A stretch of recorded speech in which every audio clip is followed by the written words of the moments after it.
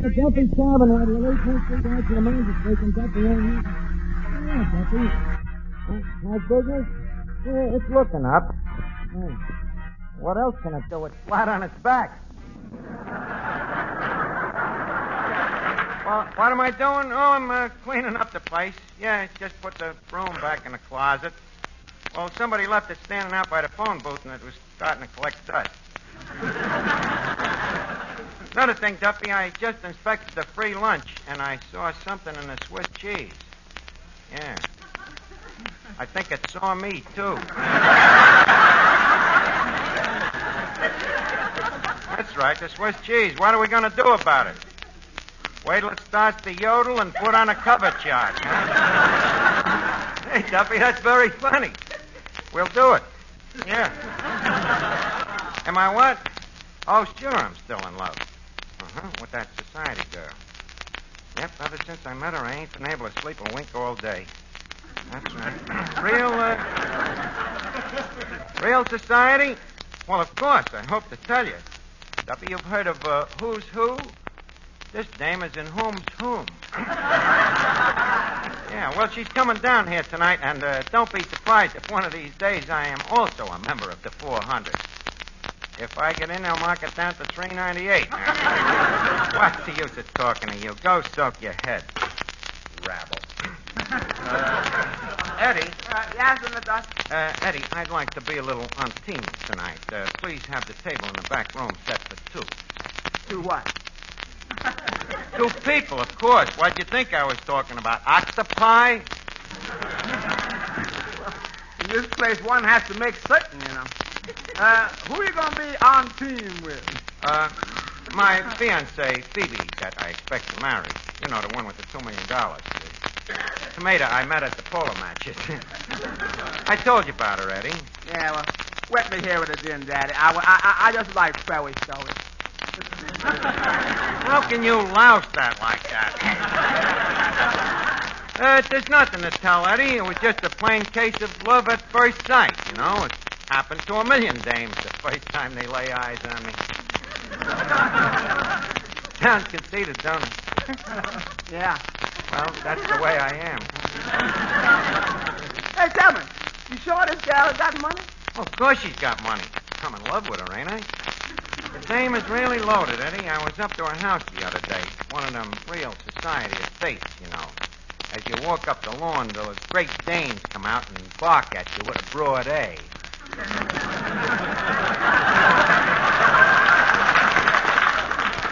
Oh, what a layout, Eddie. I get up to the front door, see, so the butler says I'll have to announce you, sir. So he calls up the drawing room, long distance, and he tells them that I'm there. You must have been quite a surprise to her family. The family wasn't there. Her mother and father was spending the weekend over in the West Wing. Well, anyways, to make a long story short, you see, the butler comes up and jabs me with a hat pin. Butler jabs you with a hat pin? That's what they do in them society places, to see if your blood comes out blue. If it don't, they throw you out. And you got in? I got a break. He happened to jab me in the fountain pen. But what a dish that Phoebe is, though, Eddie. Where'd you see it tonight? Yeah, what you going to do when she gets here? Tell her you own this place? Nope. You going to tell her about your yacht? Nope. You going to tell her about your polo pony? Nope. You're going to look kind of stupid just standing there, ain't you? No, Betty. I'm going to tell her the truth. Oh, that's bad. Yep, for once in my life, I'm going to lay me cards right out on the table. See, after all, lots of people have told the truth and got away with it. You've had so little experience. Hey, tell me this. Have you thought up any good truth to tell her? Well, I think I'll start off by confessing that I'm poor but honest. You know, I want her to know me as I really am. Ain't you throwing caution to the wind? Look, Eddie, maybe I ain't got $1 million, and maybe I ain't got blue blood. You ain't got $1 million, and you ain't got no blood. But I got other things, Eddie. What? Well, can you deny that I'm handsome?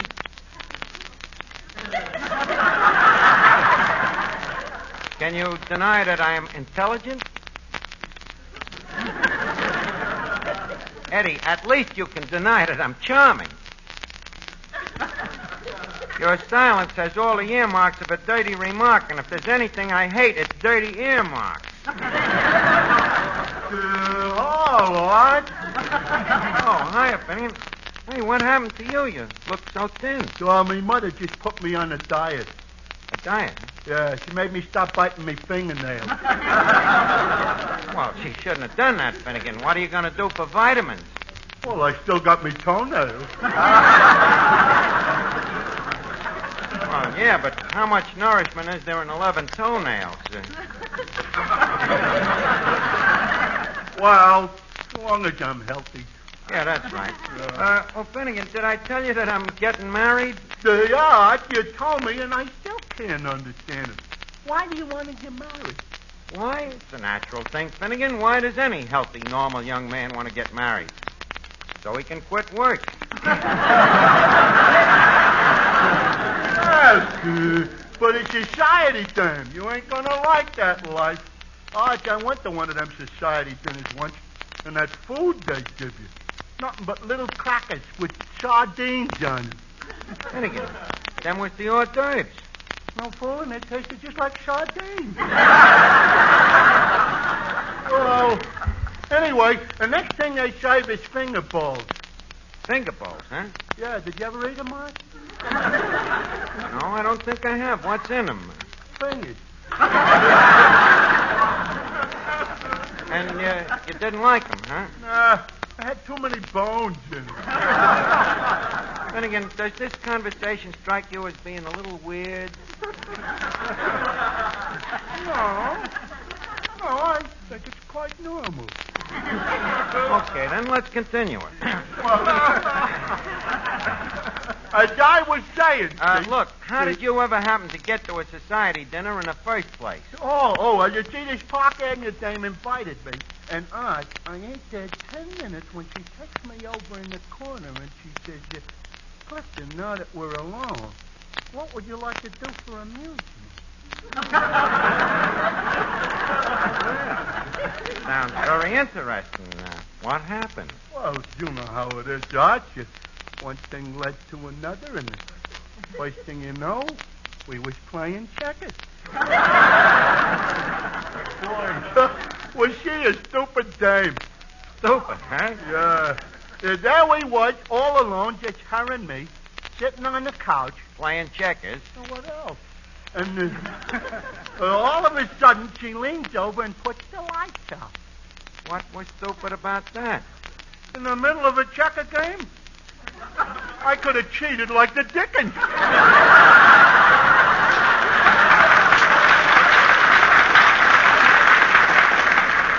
Look, Finnegan, maybe I ought to explain a few facts to you. You see, the reason the girl turned the lights off was because, well, after all, she was a woman, and you are a... Maybe she was just cutting down on the light bill. But I still can't understand why the dame invited you. Yeah, I can't either, Arch. She was all so silly going out on that fox hunt and everything. A fox hunt? Yeah. Everybody decided to put on red suits and go to the dogs. Go to the dog. Finnegan, you mean ride on the hounds. What's the difference how you get there? Well, it sure was exciting, Arch. They all got on horses and turned loose a pack of dogs. Yeah? Then some guy blew a horn, and they chased me all over the woods. Boy, did I get tired. Wait a minute. They chased you all over the woods. What's the matter? Didn't them people have no brains? They had brains, all right. They just didn't have a fox. Oh, now I know why they invited you. Yeah. Hello, Archie. Oh, hello, Miss Duffy. Well, where is she? Who? That silly society girl you're going to marry. Silly society girl. Look what's calling the kettle. Miss Duffy. That society girl happens to be very intelligent and quite fond of me. Well, make up your mind. She can't be both. What's the matter? You jealous because she ain't crummy like you and the rest of your friends in the 10 Jolly Girls AC? And What's wrong with my crummy girlfriends? What's wrong?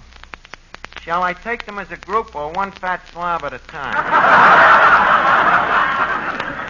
Listen, Archie, the only one that's really fat is Emma Pfeffer, and it ain't her fault. It runs in her family. Yeah, well, it's the only thing that does. Everything else waddles. Oh, Miss Duffy, the dame I marry has to have a little class. Class? Well, then what about Katrinka Yarbert? I'm laughing. Archie, Katrinka is a very intelligent girl and very cultured. She speaks Polish fluently. But she can't talk English. And that family of hers. It's a very fine family. With the old man sitting at the breakfast table in his underwear? I never wore a shirt in his life. That's a fine way to talk about the poor man after he passed away. That's right. 3 days after he passed away, the undertaker was still fighting him to get his shirt on. Look who's talking. What are you talking? What is Miss Park Avenue going to say when she finds out your grandmother was a steeplejack? Or are you going to keep that a secret? I'm not going to keep nothing a secret. I'm going to put me cards on the table with her. I'm going to tell her everything about myself. You mean you're going to be honest for a change? Miss Duffy, I'd hardly call $2 million change.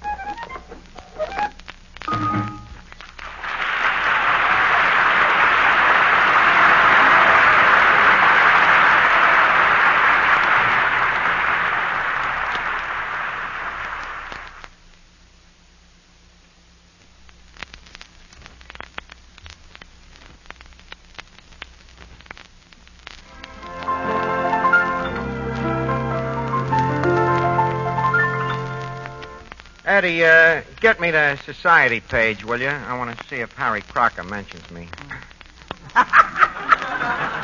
Okay. Good evening, Archie, me boy. Well, Officer Clancy, glad to see you. There's a nip in the air tonight. Uh-huh. A man needs something to warm him up on a night like this. Uh-huh. What's new, Clancy? Oh, nothing much. I'm just on my way home. Oh, say, that reminds me. The little woman wanted me to pick up some bread, and I can't remember what kind. Let me see. Was it white bread? No. Whole wheat? No. Pumpernickel? No. Rye? Thanks. I don't mind if I do.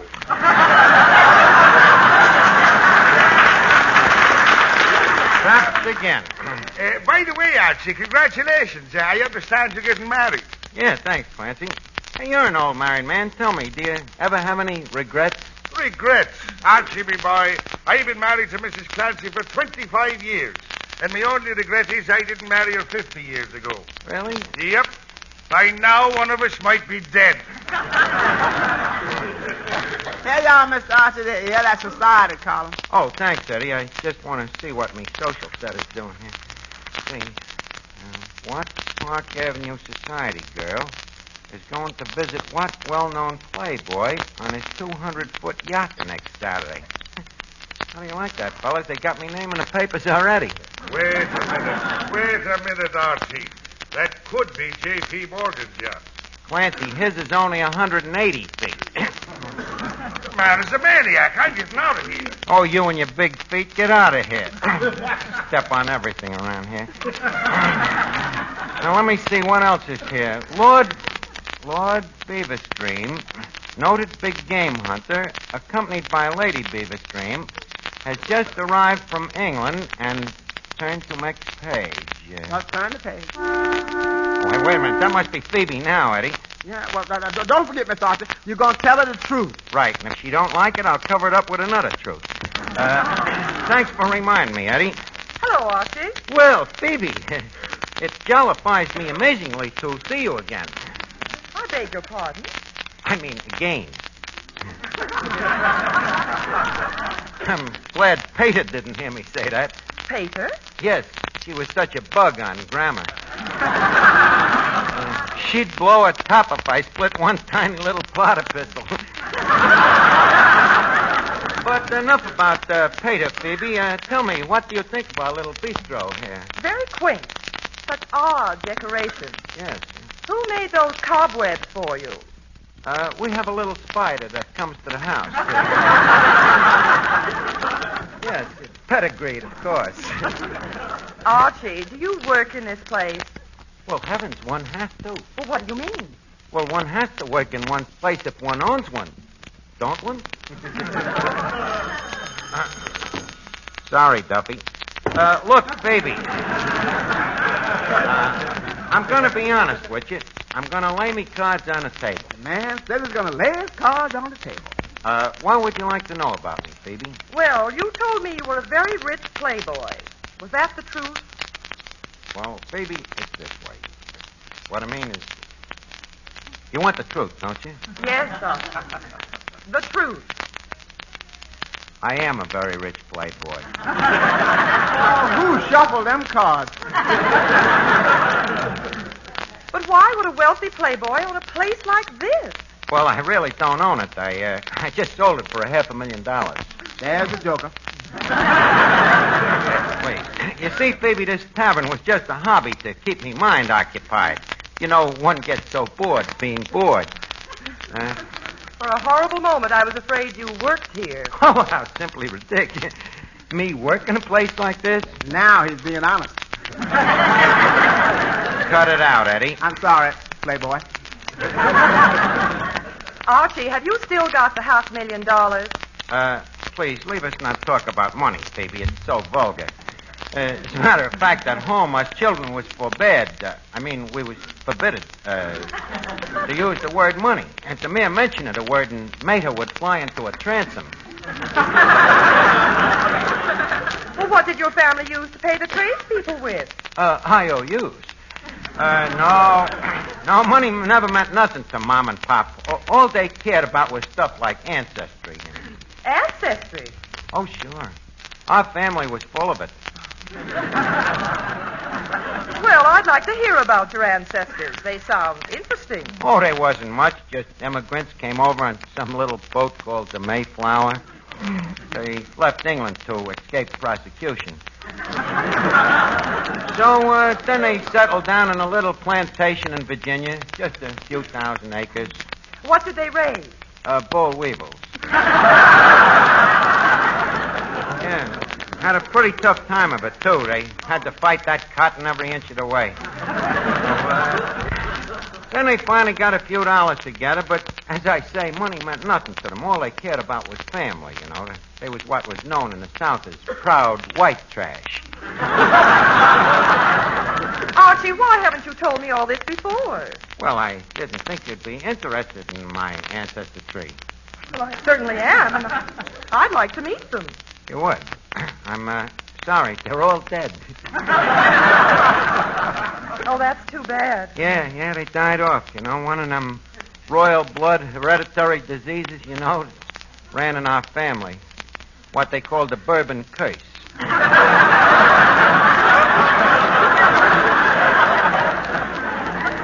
Then you're all alone in this world? Yep, all alone, except for an aunt and an uncle. You may have heard of them. Their names was in the paper today. Lord and Lady Beaverstream. Oh, the Beaverstream. Are they blood relatives of yours? Oh, yes. In fact, the bloodiest. Well, I'd like to meet them. You'd like them? Yeah. Huh? Well, look, now, I ain't met your family. I'm taking just as much of a chance as you are. Archie, I insist. But, Phoebe, now look. We'll have them for dinner tonight.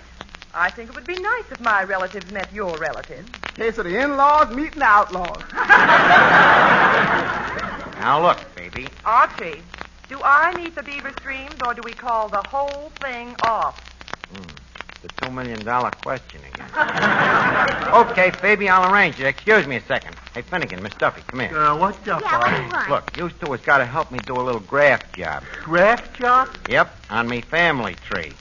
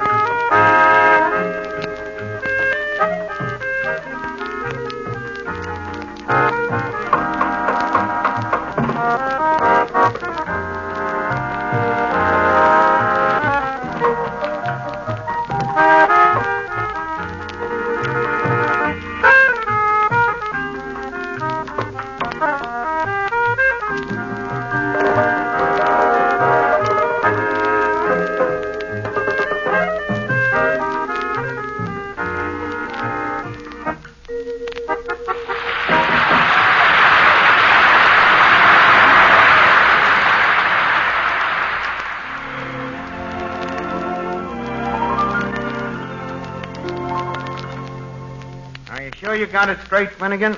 Yeah, I'm Lady Beaverstream. Miss Duffy is Lady Beaverstream. You're Lord Beaverstream. Oh, I am? Yeah. Okay. You may kiss my hand. Now, look, Finnegan, this is no time to start getting clever.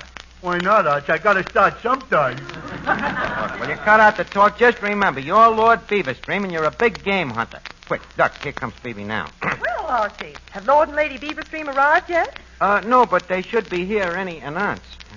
Ladies and gentlemen, announcing the arrival of Lady Beaverstream and safari.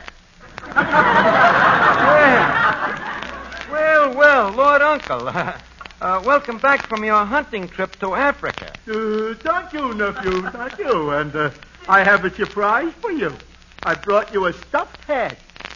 Auntie! Tell me, Auntie, did you enjoy Africa? No, and I like merry old England better. Faith and pagoda. Your aunt is from England? She went the long way around. Uncle, I would like you to meet Phoebe DePeister Vander Smythe-Smith. Oh, I'd love to. Where are they? She's right here. You do.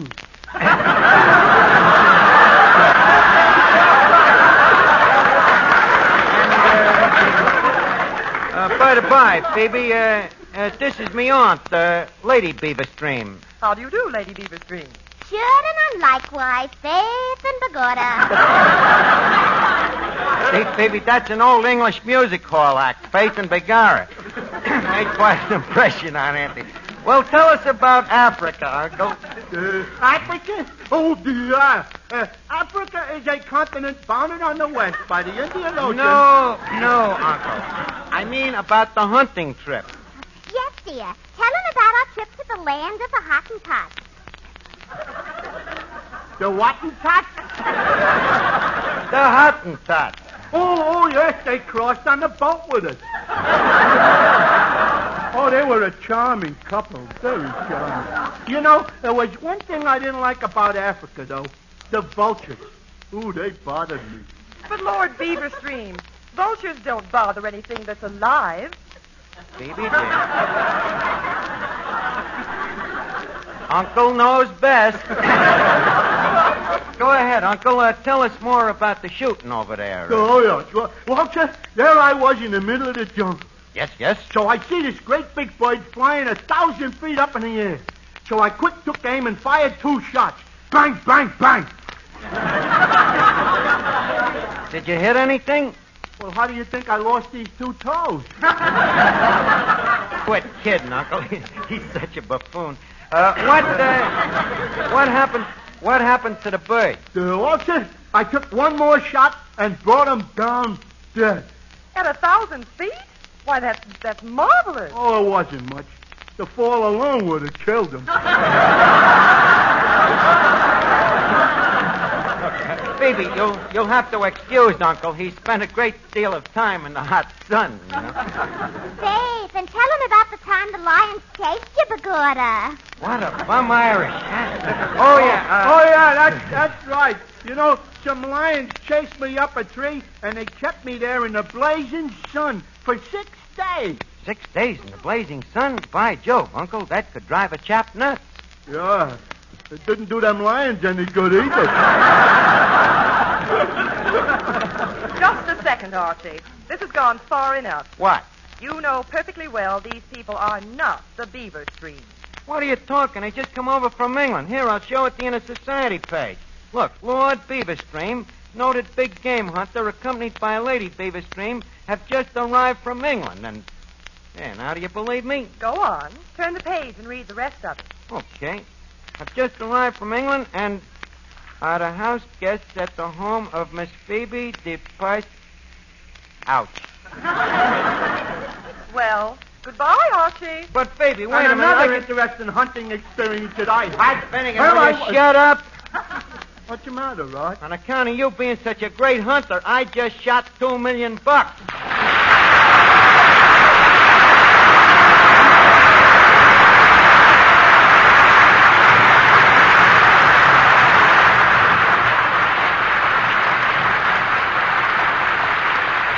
Duffy's Tavern with Clifton Finnegan, Eddie the waiter, Miss Duffy, and starring Ed Gardner as Archie, and yours truly, Jimmy Wallington, has come to you from Hollywood through the worldwide facilities of the United States Armed Forces Radio Service, the voice of information and education.